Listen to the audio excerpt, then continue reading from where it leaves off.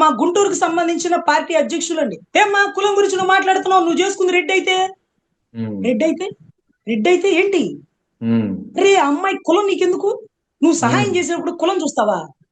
కులం చూస్తావు నువ్వు? ఒక ఆడబిడ్డల గురించి కులాల గురించి మాట్లాడుతున్నారా మీరు? అంబటి రాంబాబు కూతురుని అడుగుతారు, ఏమ్మా నువ్వు చేసుకుంది కమ్మోడిని కదా, నీకు ఎలా వచ్చింది కాపు కులం అంటారు. అరే నీకెందుకయ్యా? నీకెందుకు? ఆడబిడ్డ ఎవరిని పెళ్లి చేసుకుని నీకెందుకు? అరే నువ్వు రెడ్డి సామాజిక వర్గం కదా, నువ్వు ఎస్టీ అని చెప్తావేంటి అన్నారు.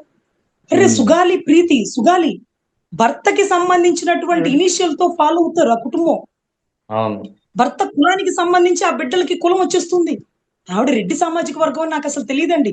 గాది గారు ఇక్కడ మా పార్టీ అధ్యక్షుడు అనుకుంటే గాది గారు చెప్తే తెలిసింది, ఓహో ఆవిడ రెడ్డి సామాజిక వర్గమా అని. ఎందుకు సార్ మనం సహాయం చేసేటప్పుడు తల్లి కోపంలో నిందించింది అనుకోండి, నిందిస్తారు. కోపంలో బిడ్డను కోల్పోయిన బాధలో గాంధారి కూడా నా 100 మంది కౌరవులు చంపేసింది కృష్ణ నువ్వే అనింది. కృష్ణుడు కాదు చంపింది, యుద్ధం చేసింది అర్జునుడు. దానికి కారణం శకుని పాచికలు, స్వయాన గాంధారి తమ్ముడు ఆయన పాచికలు. అయినా సరే గాంధారి కృష్ణుడిని నిందించింది.